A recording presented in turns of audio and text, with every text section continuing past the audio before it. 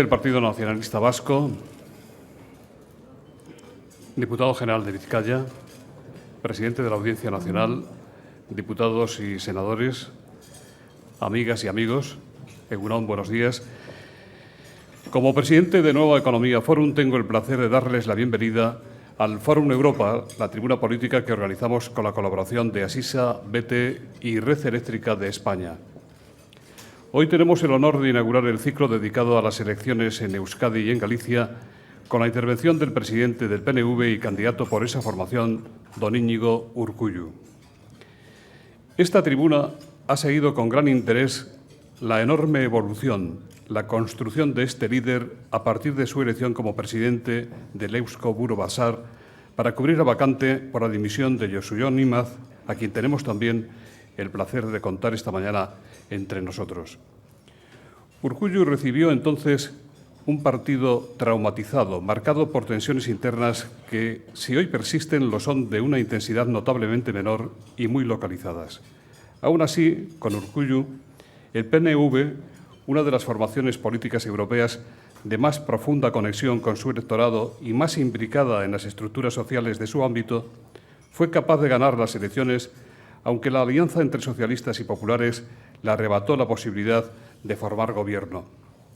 Ha sido una legislatura muy difícil para el PNV, un periodo de encrucijadas en el que Íñigo Urkullu se ha acrisolado como el buen acero de las fundiciones de Vizcaya, su tierra. Este tiempo no solo ha puesto a prueba su fortaleza, su resistencia, su calculada flexibilidad para adaptarse sin romperse. Urkullu está dispuesto a retroceder un paso si es necesario, pero siempre para avanzar 2 o 3 palmos. Ha sabido escuchar y ha demostrado estar preparado para actuar con decisión, con temple y frialdad en los momentos precisos. Como hombre de partido que es, Íñigo Urkullu se ha visto presa de sus propias contradicciones y también de las del propio PNV. Le ayudan, sin embargo, a superar las dificultades y a encontrar cauces y salidas su condición de líder reflexivo, hecho para administrar las distancias en función de cada circunstancia, para fabricar sus propias oportunidades y para aprovechar las que le brindan unas veces los suyos y otras veces sus adversarios políticos. Como es él, sereno, incansable, irreductible, Íñigo Urkullu se enfrentará el 21 de octubre a su reválida política principal de estos años y a una ocasión probablemente irrepetible, la de mantener su condición de presidente del PNV y al mismo tiempo ser su candidato a Lehendakari. Se ciernen sobre él las esperanzas de muchos y las expectativas de todos bajo el dibujo de una interrogante mayúscula. ¿Qué hará Urkullu, el del PNV, y el PNV de Urkullu el día después? De momento, hoy tenemos el honor de compartir con él, una vez más, en el Fórum Europa, sus reflexiones y propuestas ante unas elecciones cruciales para el País Vasco y para España. Querido Íñigo, la tribuna es suya.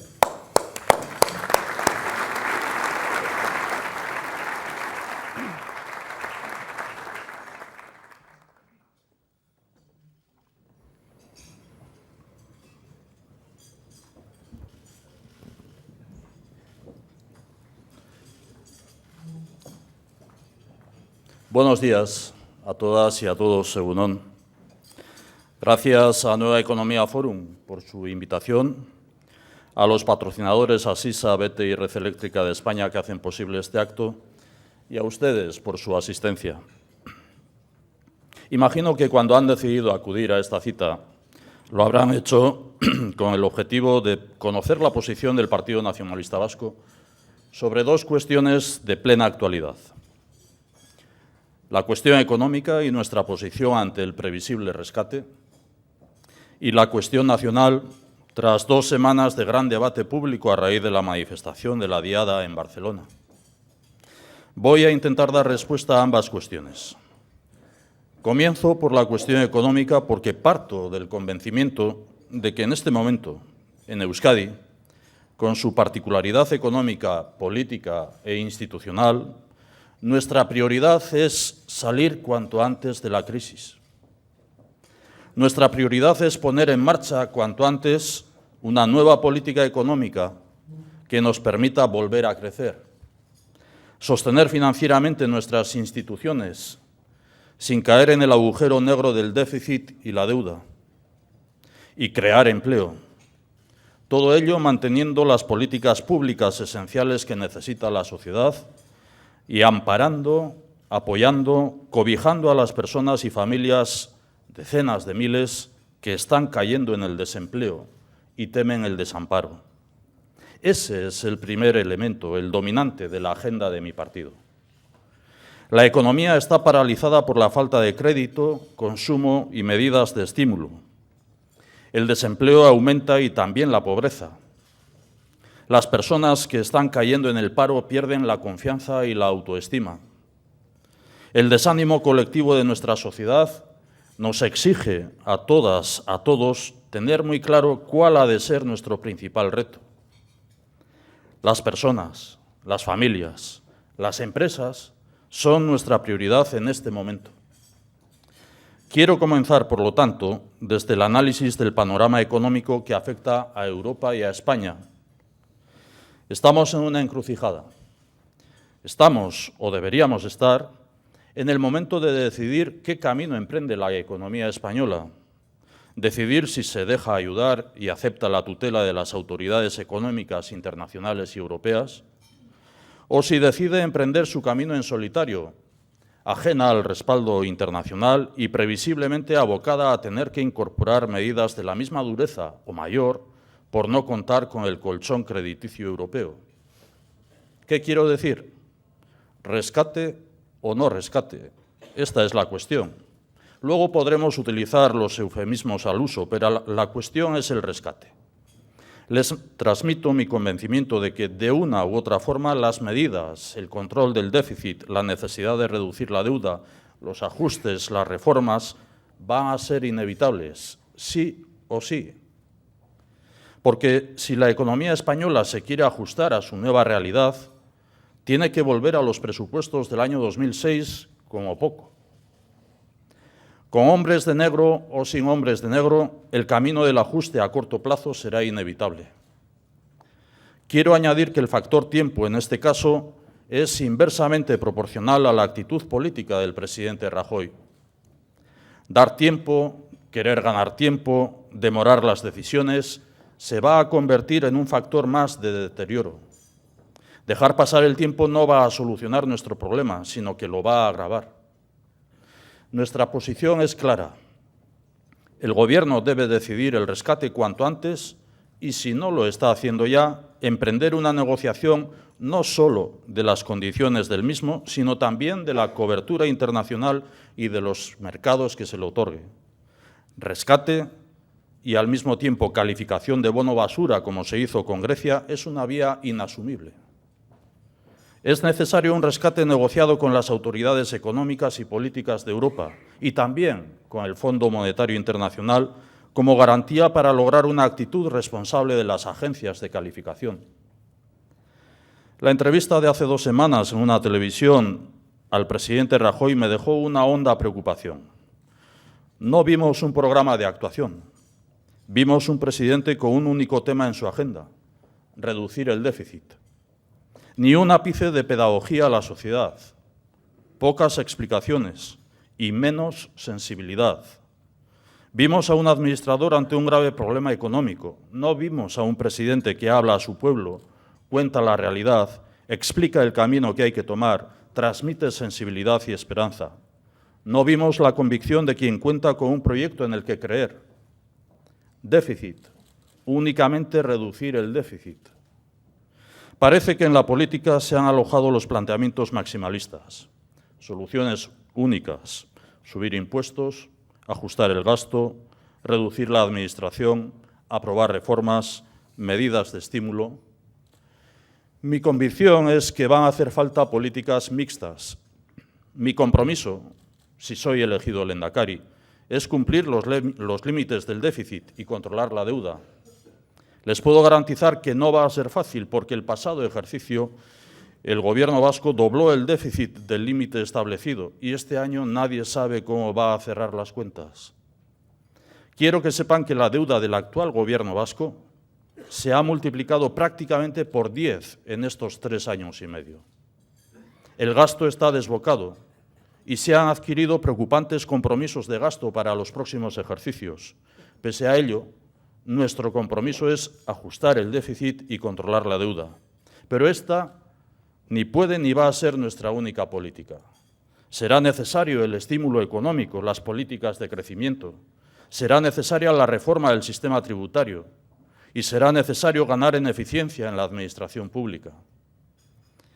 Van a ser tiempos difíciles. Harán falta gobiernos sólidos y capaces. Y harán falta, más que nunca, acuerdos.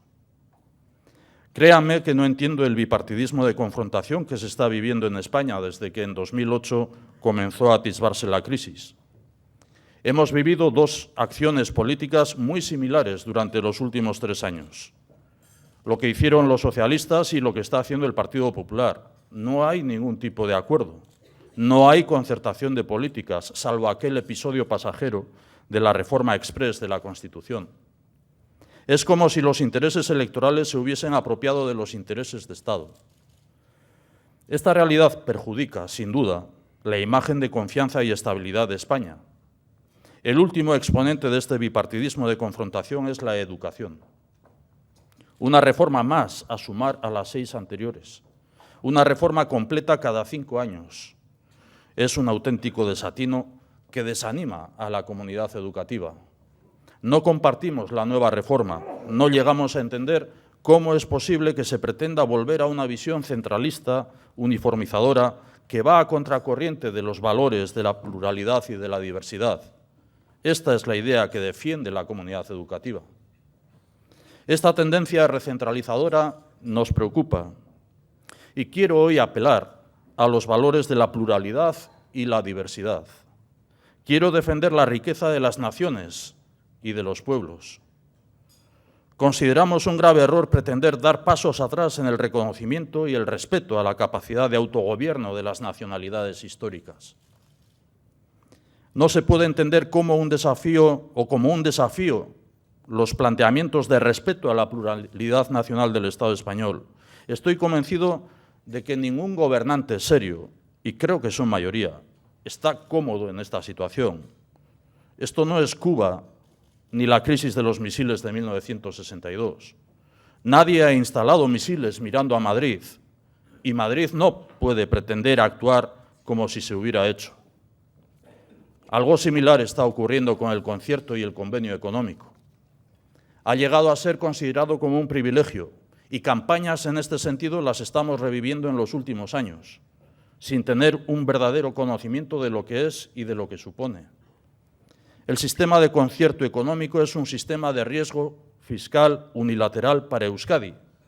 Es decir, al regular y recaudar los impuestos, asumimos la responsabilidad para lo bueno y para lo malo, para cuando van bien las cosas y para cuando van mal.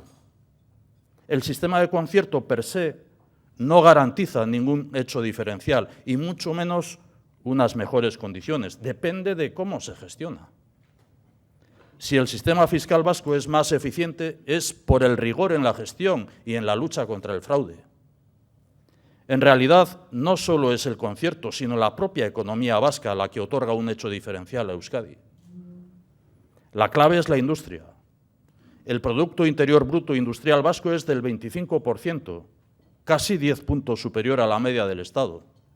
Es este el elemento diferenciador en cuanto a la capacidad económica, porque la industria genera más riqueza a las personas y al propio territorio. En las grandes crisis de los años 80 y de los años 90, Euskadi apostó por el apoyo y fomento de la industria. Se hizo mucha política industrial. En esta última década se ha puesto el objetivo en la innovación, alcanzando el 2,08 del PIB, por encima ya de la media europea. Y hemos apostado también por la internacionalización de la economía vasca, incluidas sus pequeñas y medianas empresas. Los gobiernos de Euskadi de hace 20 años apostaron por la industria, por su innovación y su internacionalización. La base de una economía productiva y su tejido en Euskadi, así como su cohesión interna, son en realidad los elementos diferenciadores entre el sistema fiscal vasco y el común. No es mi papel dar recomendaciones o recetas, pero sí considero que hay que seguir apostando por la política industrial, por la tecnología, la innovación y la internacionalización, si se quiere tener un territorio con futuro. El trabajo de hoy traerá su fruto dentro de una década, pero el tiempo que se pierda hoy será irrecuperable por décadas. Nuestra apuesta para Euskadi será la industria, la modernización de infraestructuras, la innovación, la tecnología, porque hoy nos estamos jugando la economía de los próximos 50 años. Como comprenderán, después de estos minutos de mi intervención, mi máxima preocupación y, por lo tanto, mi máxima prioridad, por urgente, es la economía y es el empleo. En Euskadi el desempleo ha crecido un 35% durante estos 3 últimos años. Una evolución inaceptable para un gobernante. Nuestra prioridad es el empleo, la crisis, la economía. Nos preocupa y nos ocupará. Pero Euskadi tiene otro gran reto por delante, primordial, histórico, irrenunciable. Es la paz definitiva, la desaparición total de ETA, la normalización política plena y la construcción de la convivencia. Quiero recordar nuevamente y quiero reconocer a todas las víctimas del terrorismo. Todos los que estamos aquí vivimos una mayor paz personal, más tranquilidad, menos miedo porque ETA no mata y no atenta. Hemos recuperado parte de nuestra libertad, pero hay cosas que no se recuperan porque no volverán. Son las víctimas del terrorismo. En materia de pacificación, reafirmo mi compromiso de lealtad y discreción. Soy muy crítico con el presidente Rajoy en materia económica, pero cuenta con mi lealtad y discreción en el objetivo de alcanzar la paz definitiva. Lo sabe muy bien. Así seguiremos trabajando para conseguir nuestro mayor anhelo, la paz y la reconciliación. Queremos que se avance, que se flexibilicen las posturas y creemos en el diálogo y en el acuerdo. Si llego a ser lehendakari, trabajaré sin descanso para alcanzar la paz y la convivencia en Euskadi. Este es el gran sueño de nuestra generación. En esta materia hay que hablar poco y trabajar mucho. No es mi intención comparecer ante ustedes y zafarme de uno de los temas que alimenta hoy extraordinariamente la actualidad pública, ¿no? No he venido a echar balones fuera, sino a expresar, espero que con claridad, la posición del Partido Nacionalista Vasco ante un problema que no es nuevo ni desconocido para ustedes. Es una cuestión que conocen bien, es la, entre comillas, cuestión nacional, es la configuración territorial del Estado y el encaje en el mismo de las realidades nacionales de Euskadi y Cataluña. Entre comillas, cito, lo peor que puede hacer un gobernante es empecinarse en el error. Esta afirmación, que asumo, no es mía. La pronunció el pasado miércoles en el Congreso de los Diputados el presidente del Gobierno de España, Mariano Rajoy. Siempre hemos considerado que cuando un problema no se aborda de raíz, cuando se pretende ocultar o se apañan remedios coyunturales para intentar paliarlo, el problema termina por agravarse. La cuestión nacional de Euskadi y Cataluña, presente hoy, pero también en la llamada transición política hace 35 años, sigue sin ser resuelta. Santiago Carrillo, a quien quisiera brindar mi más sincero homenaje en este momento, reconocía en una de sus últimas entrevistas que el problema vasco seguía latente y que no se resolvería hasta el reconocimiento de Euskadi como nación. Un reconocimiento expreso y sincero que nosotros hemos pretendido y buscado desde los tiempos de la transición democrática, pero que pese a los avances obtenidos en la definición constitucional y autonómica, permanece todavía hoy como asignatura pendiente. Un reconocimiento que se soslayó a través de la fórmula de la España de las autonomías en el texto constitucional. Este sistema propició la descentralización, pero superando las demandas de quienes nada demandaban y no colmando las de quienes sí lo hacían. La expresión café para todos resume muy bien el espíritu de aquella formulación. Durante años el sistema se ha mantenido, pero ahora, en el epicentro de la crisis económica, se ha quebrado. Nos encontramos con un déficit económico insostenible. Nos encontramos en recesión, sin capacidad de crecimiento y creación de empleo. Y nos encontramos, en fin, con la crisis y el cuestionamiento del modelo autonómico que se construyó hace 35 años.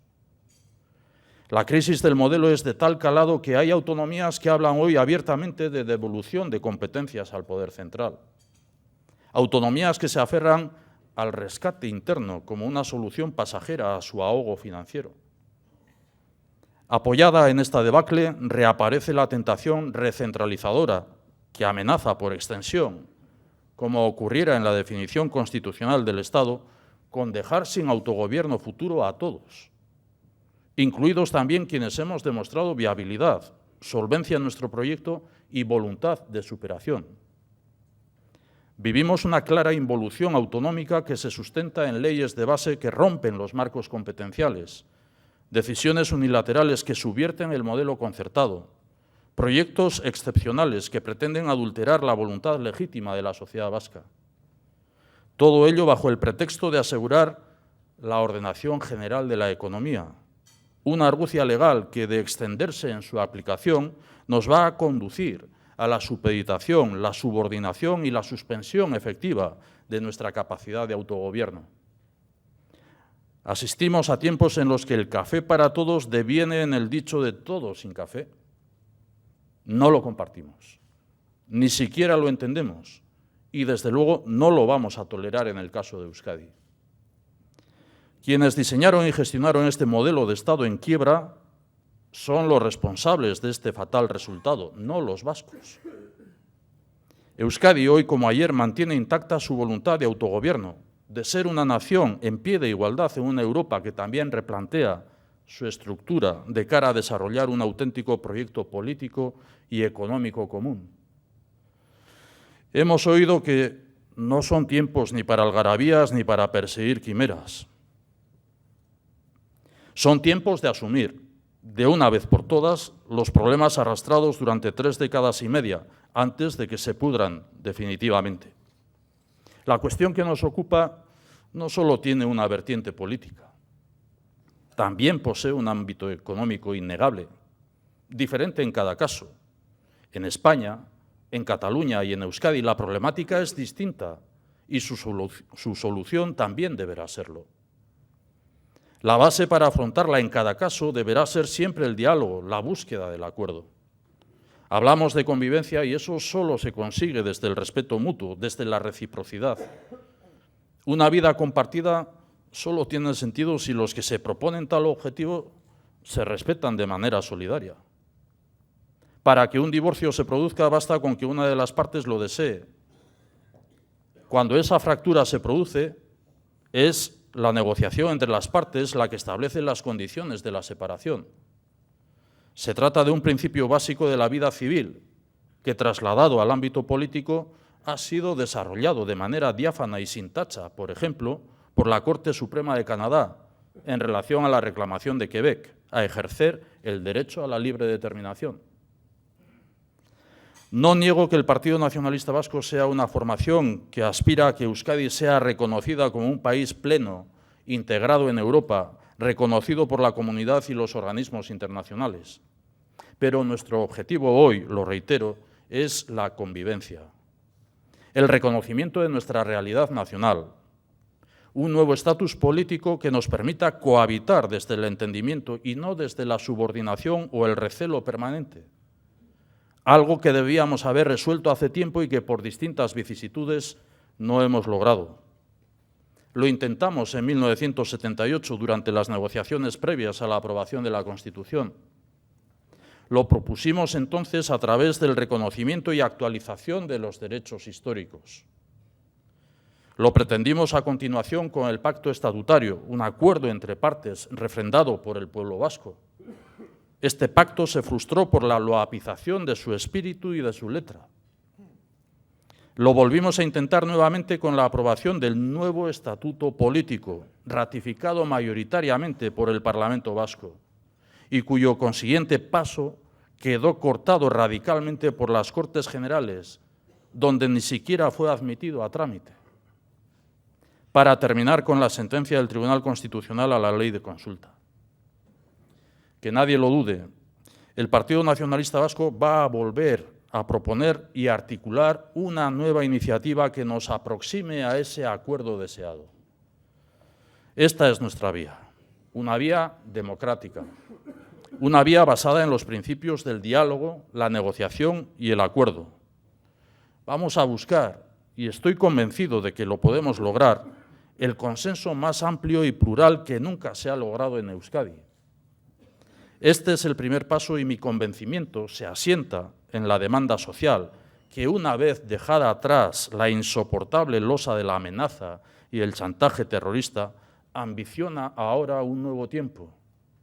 Un tiempo de acuerdo de bases, de un gran pacto entre todos que marque con claridad un escenario de futuro para nuestro país. La primera responsabilidad nos corresponde a los partidos políticos vascos. Estoy convencido de que vamos a ser capaces de lograr un acuerdo y ratificarlo en la sede institucional del Parlamento Vasco. El siguiente paso será el acuerdo con el Estado. Nuestra propuesta no plantea el divorcio, sino la convivencia. Y, lógicamente, este nuevo acuerdo deberá contar con la ratificación expresa del pueblo vasco.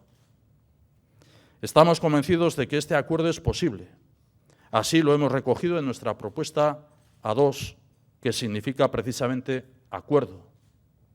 El pacto y la no imposición representan el procedimiento por el que se constituyen las reglas de juego de las sociedades avanzadas. La multilateralidad, que las posiciones más avanzadas y progresistas exigen para la nueva configuración del mundo, es exigible también como principio organizador de nuestras propias sociedades. Esta exigencia, que estuvo en el origen de nuestro pacto estatutario y que se ha desdibujado enormemente, no ha perdido un ápice de su vigencia. No hay pacto sin un sistema recíproco de garantías, cuya interpretación y cumplimiento no quede al arbitrio de una de las dos partes. Toda solución ha de ser, en última instancia, un pacto en el que se consagre la bilateralidad efectiva, con garantías plenas y en condiciones de lealtad. El planteamiento de un sistema de decisión sujeto a pacto sintoniza con la tradición que se recoge en los derechos históricos reconocidos por la Constitución, así como con los procedimientos del concierto económico. Aquí radica el núcleo en el que mejor se contiene la realidad de soberanía compartida que supone nuestro sistema de autogobierno. No es mi intención aprovechar la circunstancia de un Estado debilitado para reivindicar quimeras soberanistas, como se ha dicho. No interpreten nuestra posición, la posición del Partido Nacionalista Vasco, como una propuesta oportunista surgida al calor de las reivindicaciones catalanas. Quienes de entre ustedes hayan asistido a conferencias como la de hoy en las que yo haya participado, me lo habrán escuchado exponer. Tenemos los pies en el suelo y vamos a actuar con los pies en el suelo. Pero no vamos a estar parados, queremos avanzar. La crisis global que vivimos nos va a obligar a repensar muchas cosas, porque la crisis que padecemos no solo es económica, es también una crisis de modelo institucional, una crisis de modelo de gobernanza, aquí y en toda Europa. No me parece exagerado hablar de una crisis política y yo, desde luego, me quedo con la acepción de crisis como oportunidad. Quien hoy les está dirigiendo la palabra lleva meses, años, clamando en el desierto a la búsqueda de propiciar un gran acuerdo político y social similar a aquellos pactos de la Moncloa que encauzaron el desarrollo económico y político tras la transición. Aquel momento vivido lo merecía. El momento que vivimos lo está exigiendo. Nos hemos quedado afónicos solicitando este gran acuerdo, sin que nadie haya recogido el guante o haya dado acuse de recibo de la iniciativa. Es más, hemos recibido como única respuesta del Gobierno español la adopción de medidas unilaterales sustentadas en la mayoría absoluta parlamentaria. Y, ¿por qué no decirlo?, el rechazo implícito del principal partido de la oposición, un partido silente en este caso. Persevero en el intento. Lo hago porque soy consciente de que nuestra propuesta se ajusta a un deseo latente de la sociedad. Trato de enfocar los problemas en positivo y en la crítica social a la clase política veo en realidad un reproche a nuestra incapacidad para el diálogo y el acuerdo, en un momento en el que su necesidad es evidente para todos. Persevero, por lo tanto. Mi voluntad, la voluntad del Partido Nacionalista Vasco es acordar las bases sobre las que afrontar las consecuencias políticas y económicas de esta crisis, acordar juntos para actuar juntos, acordar para convivir, para entendernos, para cerrar problemas que si no afrontamos terminarán enquistándose. Señoras y señores, el apoyo en las próximas elecciones vascas al Partido Nacionalista Vasco será el apoyo a intentar salir de la crisis, gobernar con rigor, crear empleo, crecer. El apoyo a trabajar por la paz definitiva y la convivencia. Significará apostar por más autogobierno en Euskadi, más Euskadi. Será un apoyo al trabajo, el acuerdo y el entendimiento, porque somos conscientes de la necesidad de fortalecer la convivencia y la concordia tras décadas de amenazas, odio y terror. Esta es la lectura que haremos desde el Partido Nacionalista Vasco, se lo garantizo. Como se dice en mi lengua, hitza ematen dut. Eskerrik asko. Muchas gracias.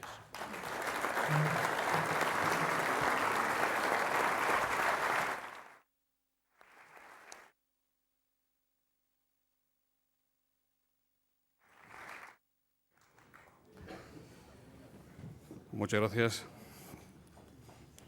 Se ha referido usted a la onda expansiva de la manifestación de la Diada en Cataluña. ¿Qué cree que pasará hoy en el Parlamento? ¿Qué piensa que hará el PSC, cuya adhesión a los planteamientos de Artur Mas sería muy significativa mientras Rubalcaba habla de reforma de la Constitución para ir a un Estado federal, pero que ahora no toca? También le preguntan, señor Urkullu, si están usted y el señor Mas, el PNV y CiU, coordinándose de alguna manera en sus estrategias. Hay representantes de partidos catalanes aquí hoy en el foro y sería pretencioso por mi parte aventurar qué es lo que pueda suceder en el Parlamento de Cataluña. Por lo que sé, yo auguro que va a haber un pronunciamiento serio, profundo, por parte del presidente, del honorable presidente de la Generalitat, y espero que además concite el acuerdo mayoritario y, por lo tanto, también que el Partido Socialista de Cataluña, quizás por una lectura de necesidad política partidista también, tras la debacle del propio Partido Socialista de Cataluña en las fórmulas de gobierno tripartito, pues quizás el Partido Socialista de Cataluña marque también hoy un punto de inflexión. Quizás esto es lo que llevó al secretario general del Partido Socialista Obrero Español ayer a decir lo que dijo en una entrevista pública.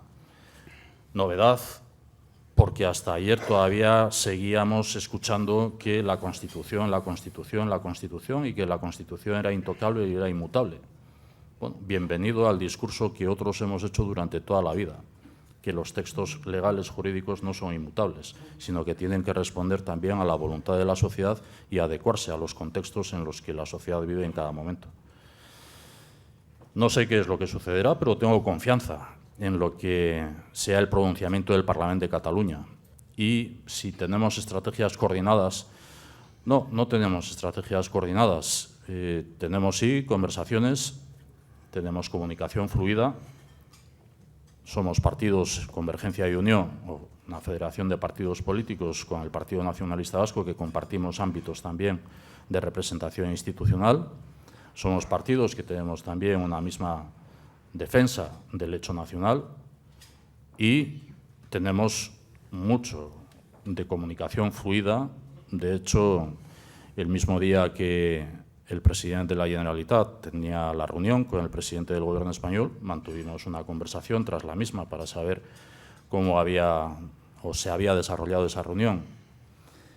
Espero, el próximo domingo nosotros celebramos nuestra fiesta de Partido Nacionalista Vasco y en esa fiesta de Partido Nacionalista Vasco contaremos, como siempre, con una representación también de Convergencia y Unión. Esto significa lo que es la sintonía que podemos tener más allá de la diferencia de las realidades que existen en cada momento en el contexto económico, político e institucional, pero desde esa defensa de los hechos nacionales y de intentar también que esa defensa de los hechos nacionales la transmitamos también a la sociedad española con el máximo respeto. Confío, insisto, en lo que sea el pronunciamiento del Parlamento de Cataluña. Por otra parte, si luego es el caso, me extenderé en que, en cuanto a las estrategias compartidas o no, el camino que en la sociedad vasca de la Comunidad Autónoma del País Vasco hayamos recorrido hasta la fecha y el camino que esté recorriendo en estos momentos la sociedad catalana y las instituciones catalanas. Pero lo dejo para otra cuestión. José Manuel González Huesa, de Serie Media, Fernando Jáuregui y Alicia San Cristóbal le preguntan un poquito más en relación al pronunciamiento de Alfredo Pérez Rubalcaba, que ayer apoyaba reformar la Constitución a favor del federalismo. Le preguntan qué le parece, si cree que Rubalcaba está hablando de un federalismo asimétrico, es decir, soberanía para Euskadi y Cataluña, pero no para el resto de las comunidades españolas.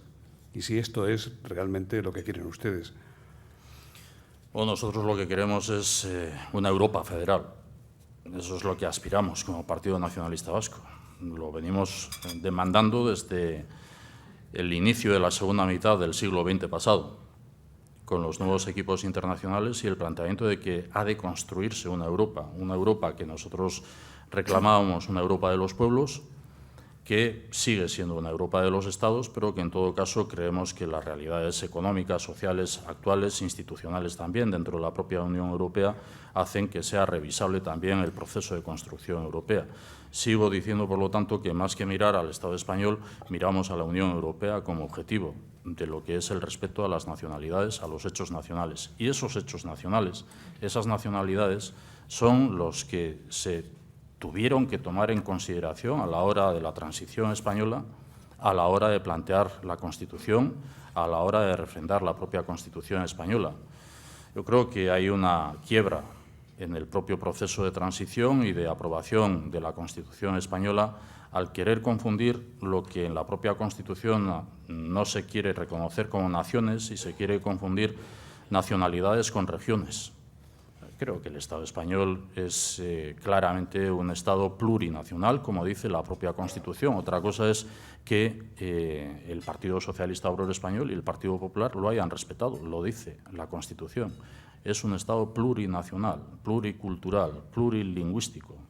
Y ese respeto a lo plurinacional lo que deberían preservar el Partido Socialista Obrero Español y el Partido Popular en orden a lo que tenga que ser su lealtad para con la propia Constitución española. Si quien no ha cumplido la Constitución son el Partido Popular y el Partido Socialista Obrero Español, no otras formaciones políticas nacionalistas, sino el Partido Popular y el Partido Socialista Obrero Español. Y yo demando que sean leales a la propia Constitución y que lo cumplan.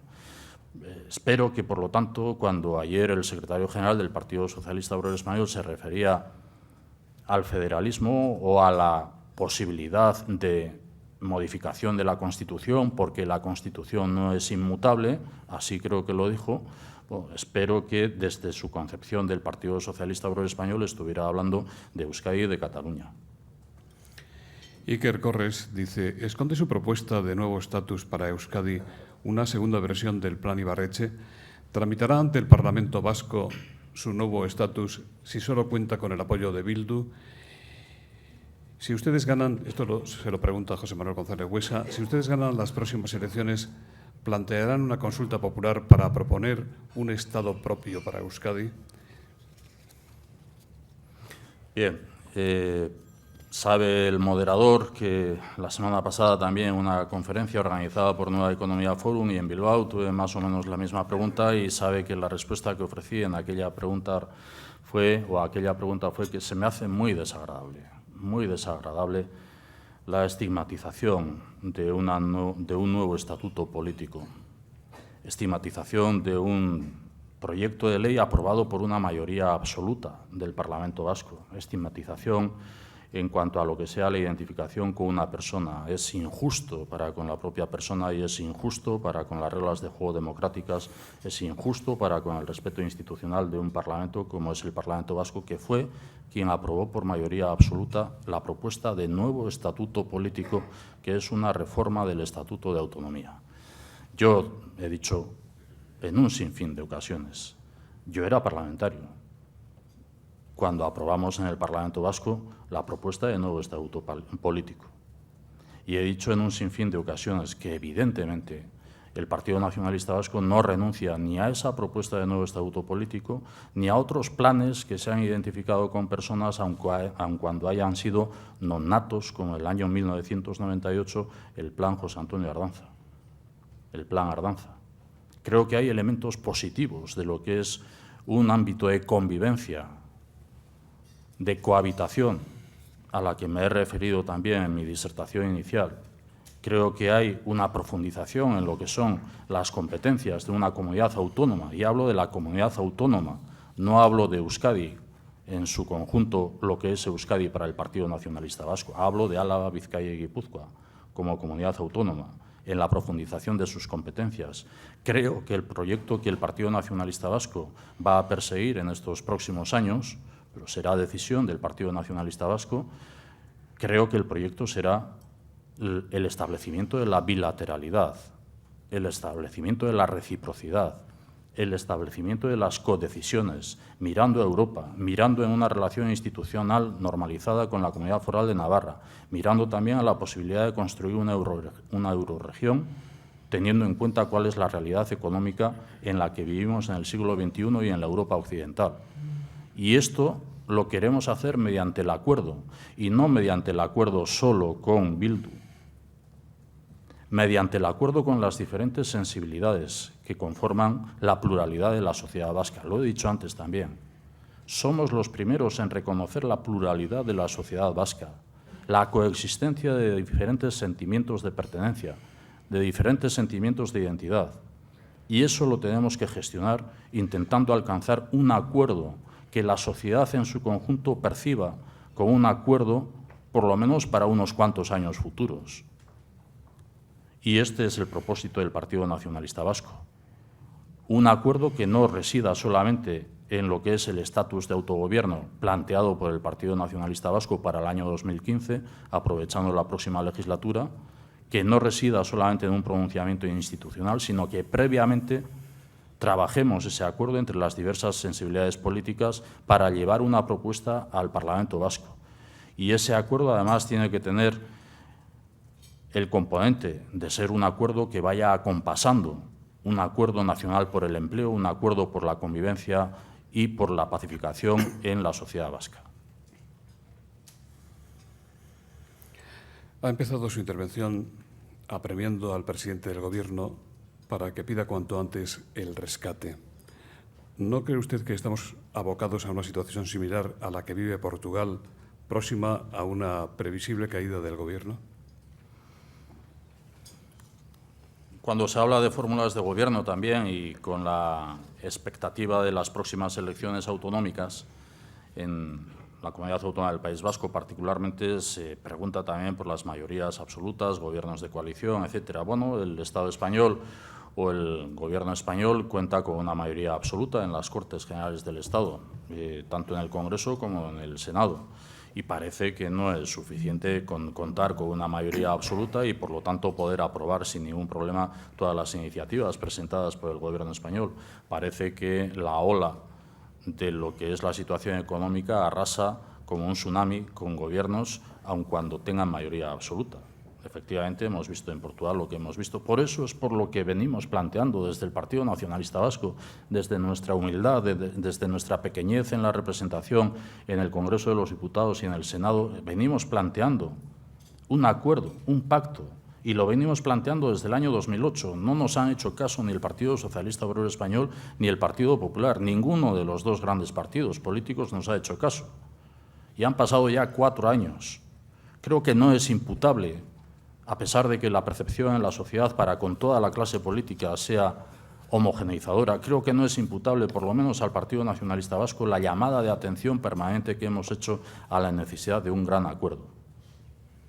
Y esto es lo que reitero, es necesario un gran acuerdo. Hoy, yo no sé si demando o no demando al presidente del Gobierno español a que pida el rescate ya, lo que pido es que tome decisiones. Y lo mismo puede ser una decisión de no pedir el rescate. Lo que pido es que no demore su decisión.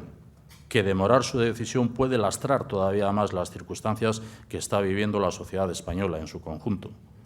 Y esto es algo que está afectando a la propia Unión Europea. Yo quiero también tener una mirada más elevada que no solamente la economía vasca o la economía española.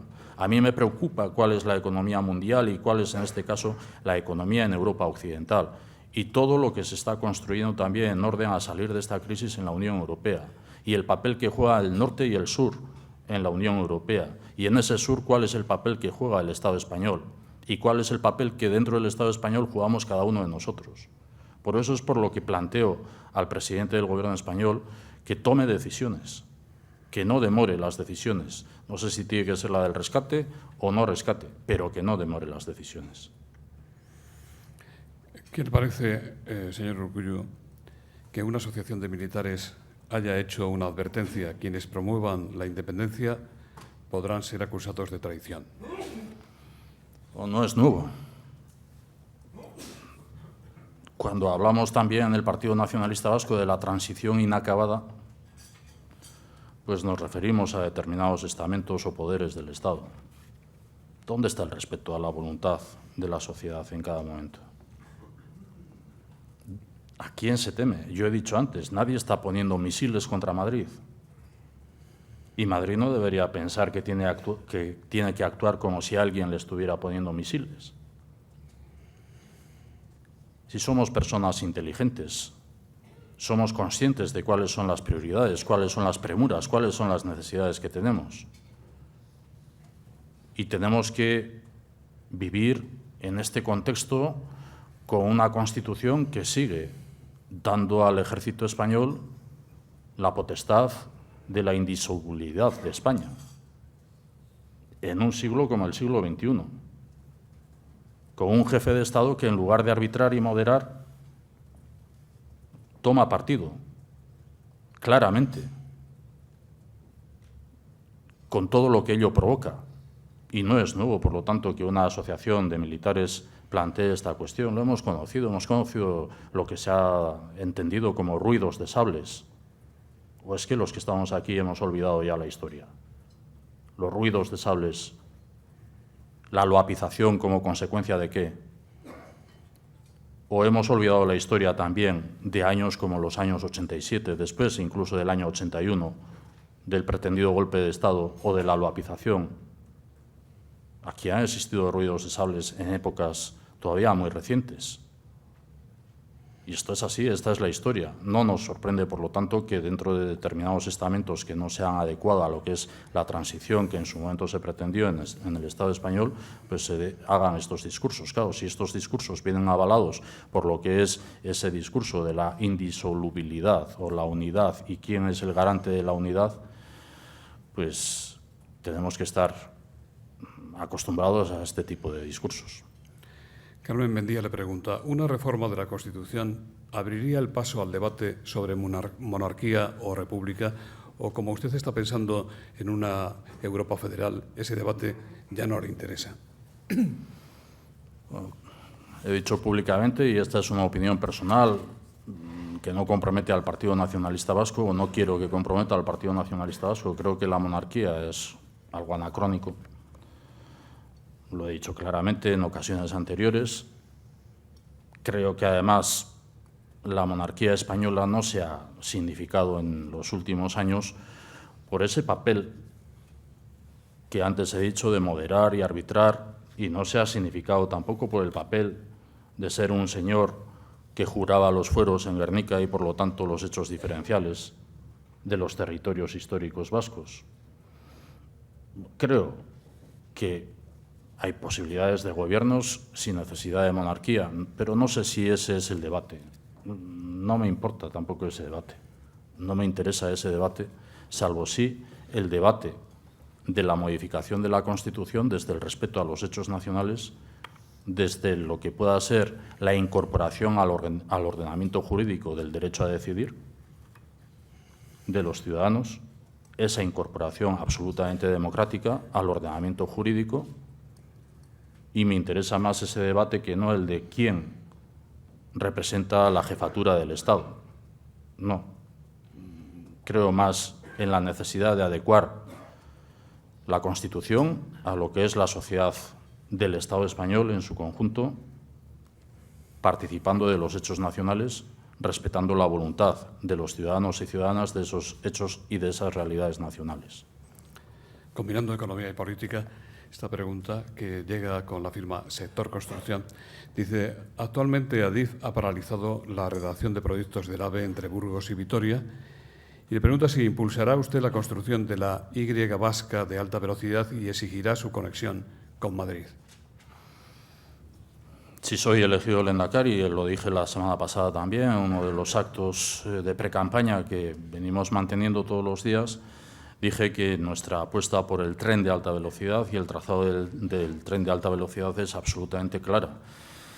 Fue después de 23 años de reivindicaciones por parte del Partido Nacionalista Vasco y de gobiernos vascos liderados por el Partido Nacionalista Vasco, fue después de 23 años de reivindicaciones cuando el Partido Nacionalista Vasco pudo negociar los presupuestos generales del Estado con el Partido Socialista Obrero Español para que el Gobierno español se comprometiera con el trazado del tren de alta velocidad. Y se consiguió que, mediante la detracción de cupo, fueran las instituciones vascas las que se encargaran o se responsabilizaran del trazado en el territorio histórico de Guipúzcoa, siendo que corresponde al Gobierno español el trazado que va desde Bilbao a Gasteiz. Ha sido el Partido Nacionalista Vasco el que ha peleado en las instituciones europeas,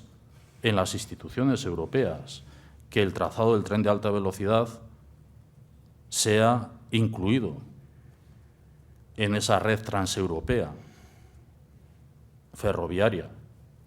Ha sido el Partido Nacionalista Vasco el que ha defendido en las instituciones europeas la apuesta por el corredor atlántico, frente a amenazas que teníamos de apuesta por el corredor del Mediterráneo y no por el corredor atlántico, por el eje atlántico. Y hemos conseguido ambos, corredor mediterráneo y corredor atlántico. Por lo tanto, no hay ninguna duda de lo que sea la apuesta del Partido Nacionalista Vasco por el tren de alta velocidad, que además lo entendemos como un sistema cardiovascular dentro de la propia comunidad autónoma del País Vasco. De la misma manera que hace años apostamos por la construcción del metro en Bilbao y que el metro en Bilbao, en Vizcaya, ha supuesto una línea de cohesión social, no de conexión, sino de cohesión social, entendemos que el tren de alta velocidad también en lo cercano, en la conectividad de las tres capitales de la comunidad autónoma del País Vasco, significará un sistema cardiovascular. ¿Piensa usted que la situación política en Navarra podría sufrir un vuelco, un cambio significativo después de las elecciones en Euskadi? ¿Depende de los resultados que consigan Bildu o el Partido Socialista? No creo tanto por los resultados de las elecciones próximas autonómicas vascas, sino por la propia evolución de los acontecimientos en la Comunidad Foral Navarra.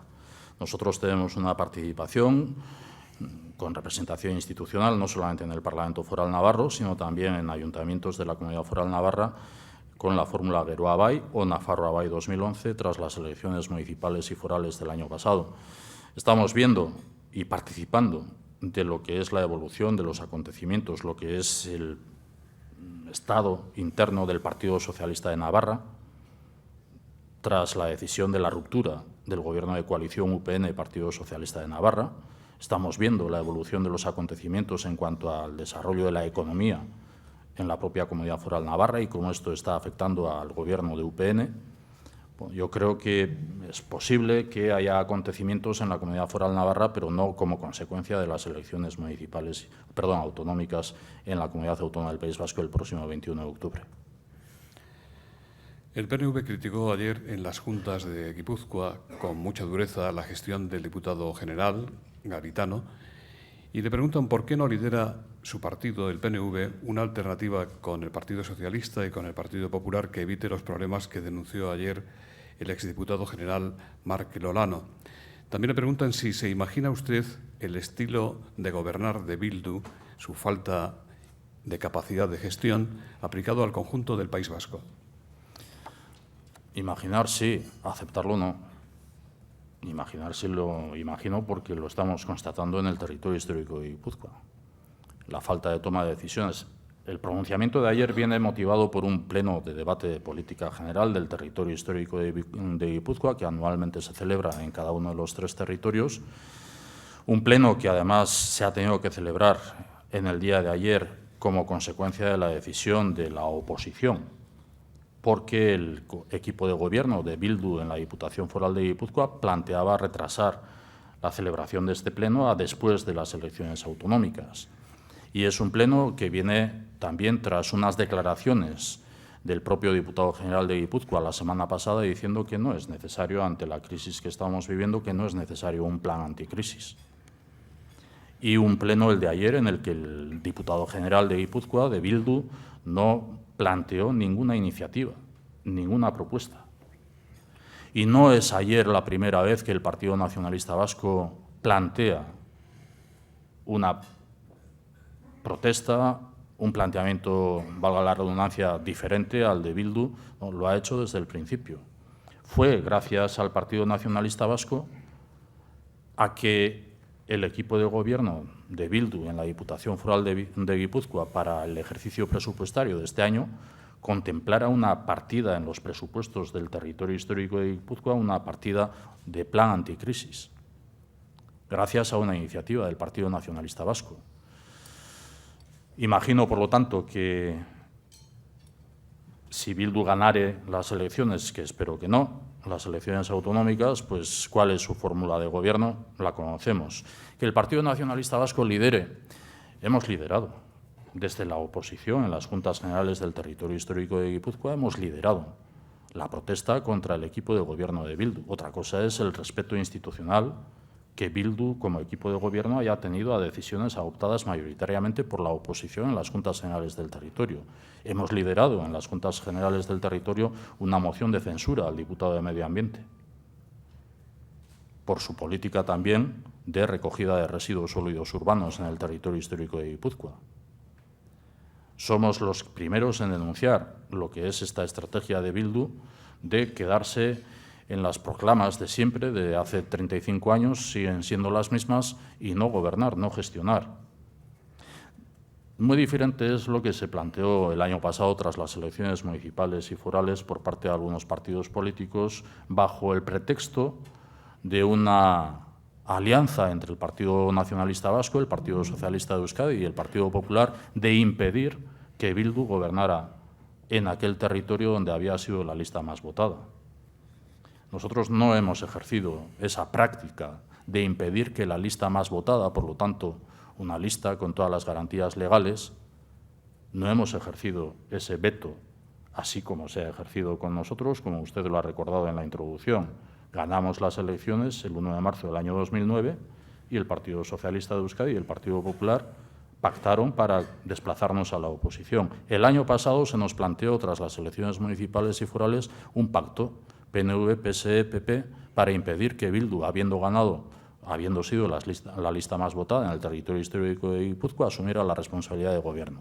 Todo esto para los titulares en los medios de comunicación está muy bien. Ahora, ¿qué escondía ese planteamiento? Siendo que además para el Partido Nacionalista Vasco era un momento en el que teníamos que dejar a Bildu que fuera reconocible, incluso por aquellos que le hubieran votado.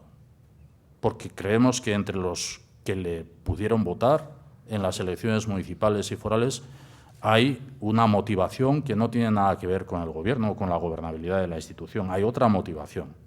Pero incluso para esos votantes entendíamos que era bueno que Bildu se retratara, como se suele decir coloquialmente, ante la sociedad guipuzcoana, que había hecho que fuera la lista más votada.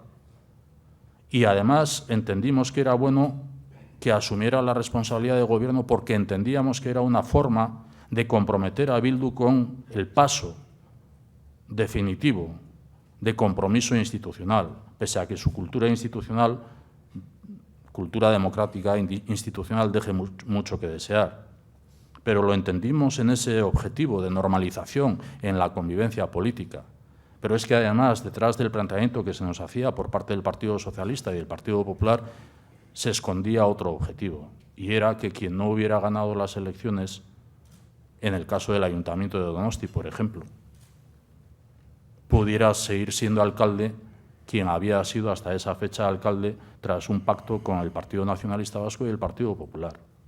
Y se escondían otros intereses personales y otros intereses partidarios y partidistas. Y esto es a lo que no jugó el Partido Nacionalista Vasco. Hoy esperamos que tras el pleno de ayer y las propuestas de resolución que en el mismo pleno se celebrarán pasado mañana, el jueves, esperamos que la sociedad guipuzcoana vaya viendo definitivamente, o muchos de los votantes que votaron a Bildu, vayan viendo cuál es la fórmula de gobierno o la forma de gobernar que tiene Bildu. Usted promueve que Euskadi pueda gestionar el IVA. ¿Cómo sería?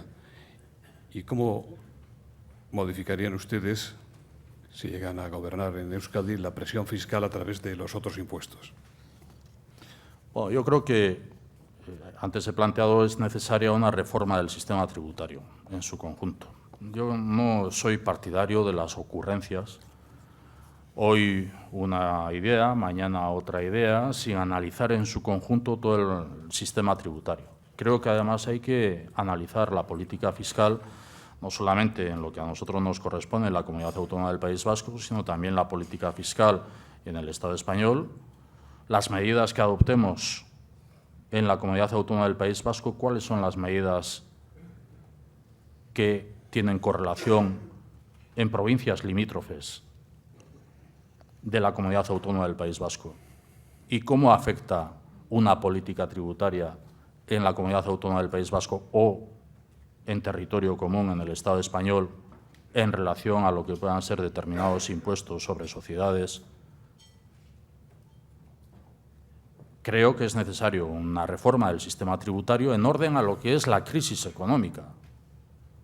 No creo que es necesaria la reforma del sistema tributario en ese concepto de izquierdas, derechas, progresistas, conservadores. No, me parece que es un planteamiento absolutamente erróneo, cortoplacista, cuando creo que lo que es necesario es hablar de la reforma del sistema tributario con un objetivo, que es la de generar economía.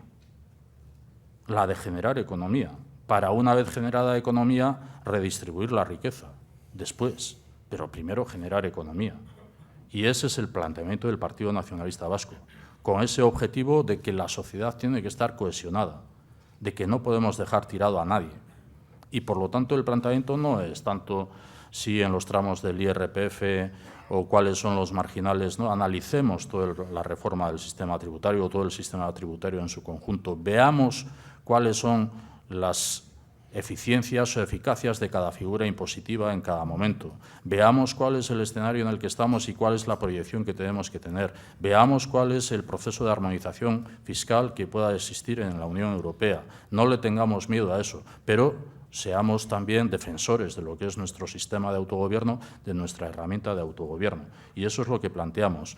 Y en relación al IVA, pues no es ahora cuando planteamos la reforma del sistema tributario, sino que también lo hemos planteado en el mes de julio pasado, cuando el Gobierno español ha adoptado mediante Real Decreto Ley una serie de medidas, como por ejemplo la del incremento del IVA, cuando el Partido Nacionalista Vasco ha planteado, oiga, pues mire, lo que en Euskadi se genere de economía, de ingreso por ese incremento del IVA, pues lo destinemos o destinémoslo a un fondo para la creación de empleo o a un fondo para financiación del circulante de las empresas.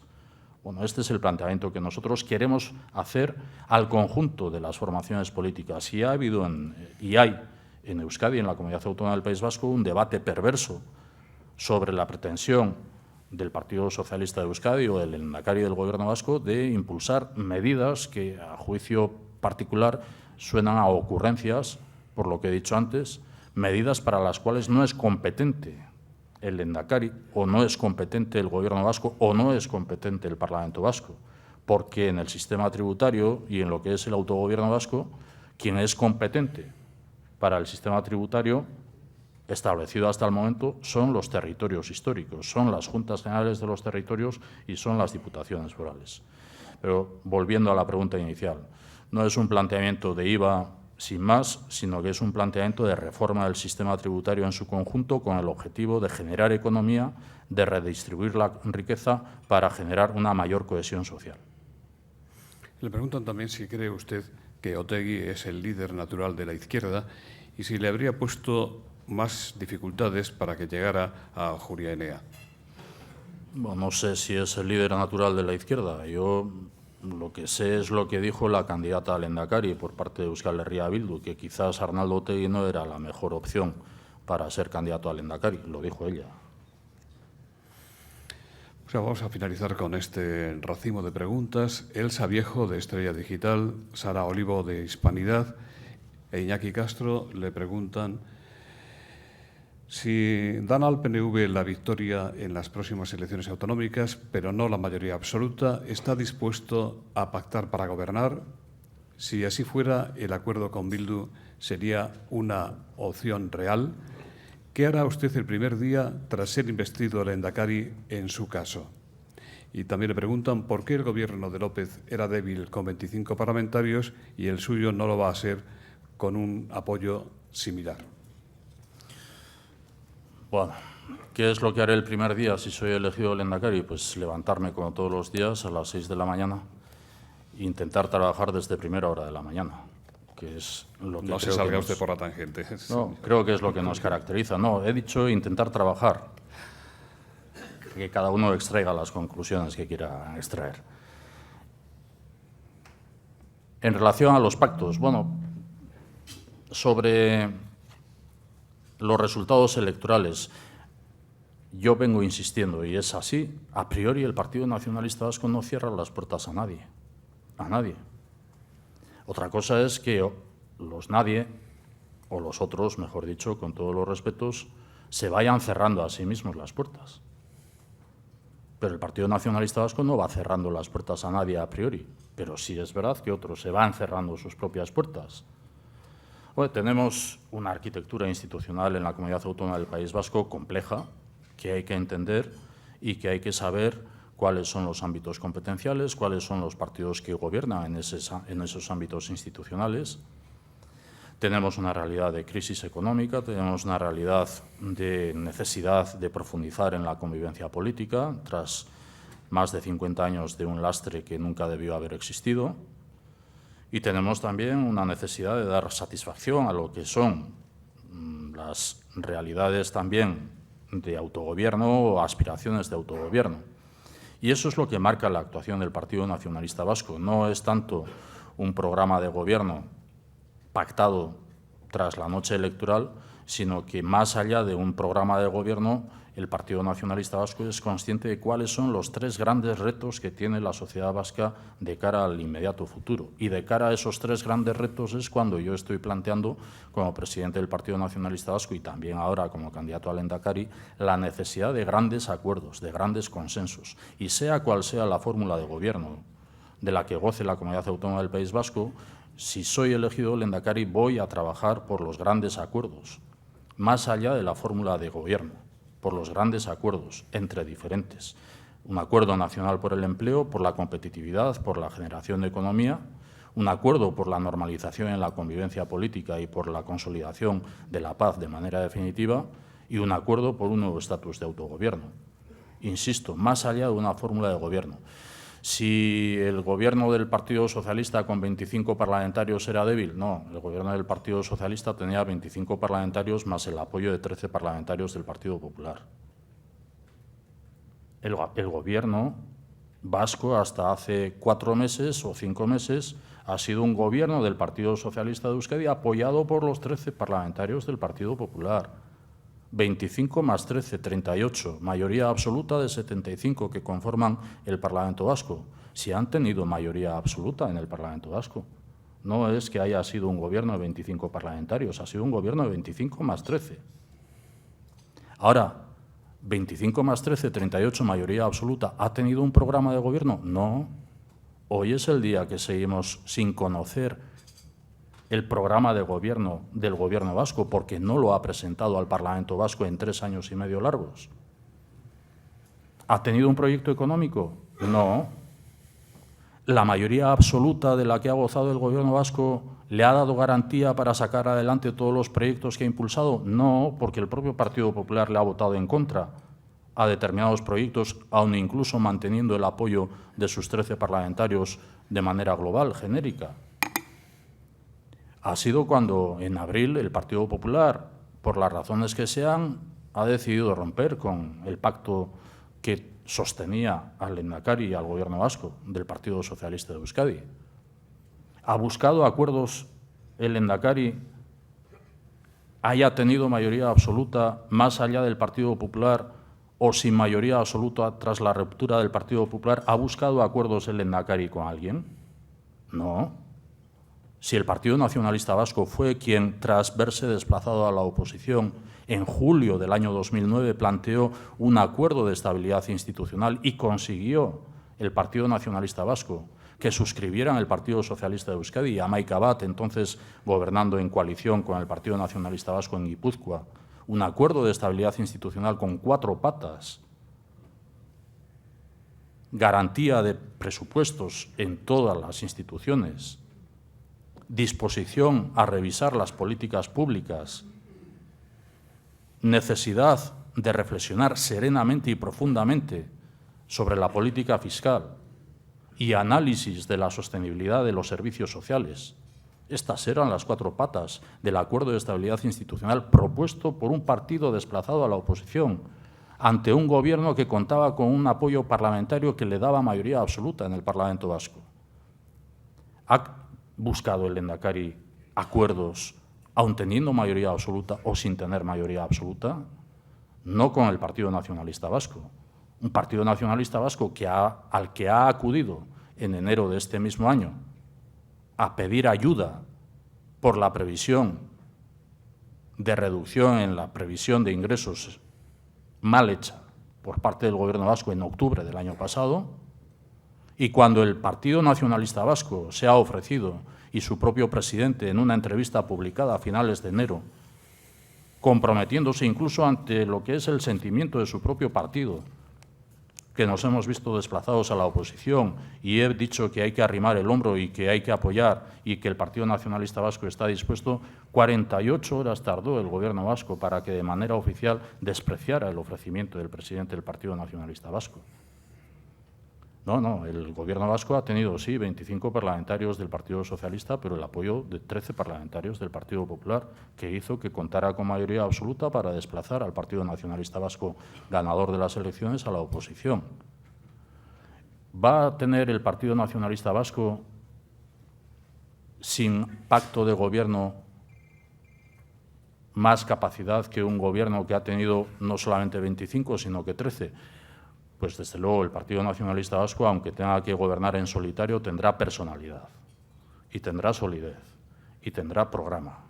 Y tenemos un programa electoral que lo queremos convertir en programa económico. Y para desarrollarlo haremos todos los esfuerzos posibles por acordar con todos o con quien sea necesario. Muchas gracias, señor Urkullu. En nombre de Red Eléctrica, BT y Asisa, el director de esta última entidad, en nombre de los patrocinadores, el doctor Luis Mallero va a despedir el acto. Buenos días a todos. Muchas gracias por estar en este foro. Agradecer también la participación en el mismo del señor Urkullu y bueno, que ha mantenido el nivel que este foro ya mantiene durante estos años gracias a la gestión de sus organizadores. Agradecerle nuevamente su presencia y que tengan un buen día.